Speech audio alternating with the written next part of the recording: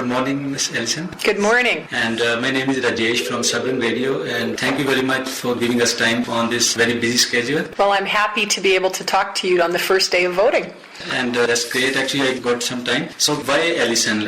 Can you explain why Albertans or Calgarians should choose Ellison? Well, on Saturday, Alberta will pick a new premier, and I think the new premier needs to be of a new generation, and it needs to be someone who understands how Albertans are living their life. I'm a mother. I have a 9-year-old daughter. I have aging parents, and I've lived around the world. I think I really understand what the community of the province of Alberta looks like. I care about healthcare. I care about education. I think we have to have strong public funding for healthcare, and we can't have a private healthcare system. And I think it's important for all Albertans to feel that there are public services available for them. So what exactly, you have any plan about healthcare? You want to make any changes into it? I want to create a system called family care clinics. And family care clinics will be offices, much like doctors' offices, but there will be doctors and nurses, mental health professionals who are working in the clinic and can provide the medical services that people need. And that doesn't always have to be to see a doctor.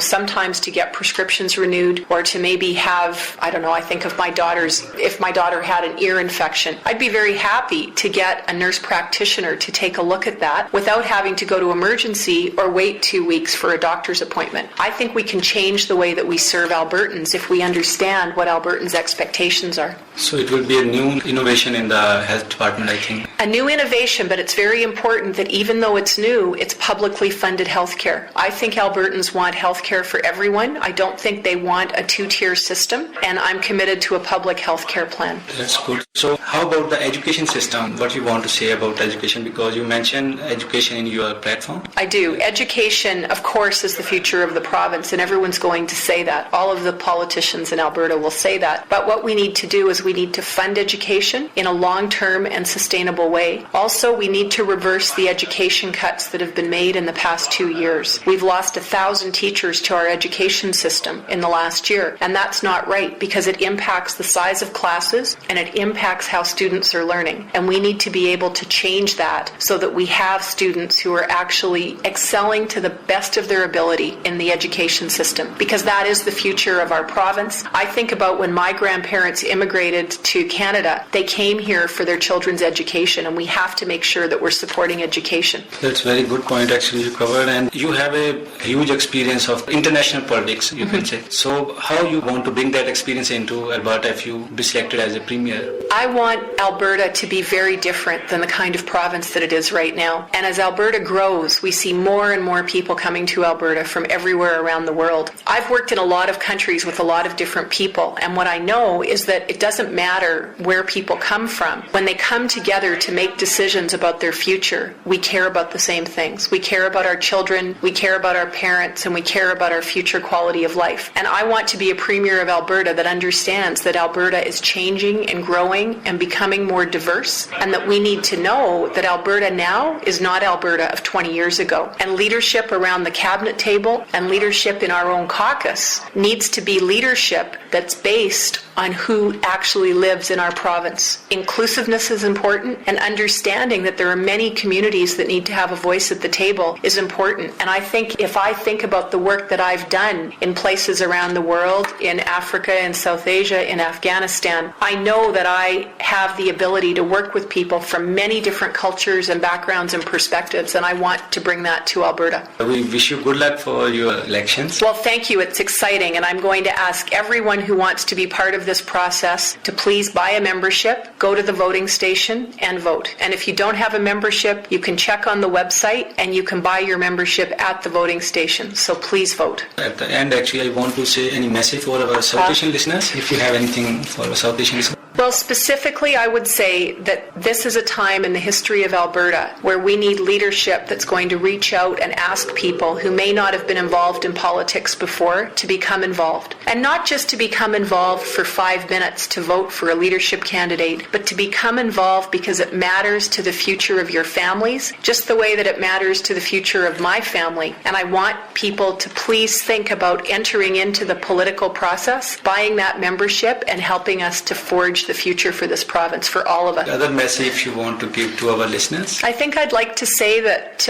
on Saturday, everyone will have an opportunity to buy a membership and to vote for the leader of the party who will become the Premier of the province. And I think that more people who get involved in this process will help us make a better future for this province. And I would ask people to buy memberships. If you care about public health care and you care about public education, please join the party and please vote. Thank you. Thank you very much for your time. Thank you very much.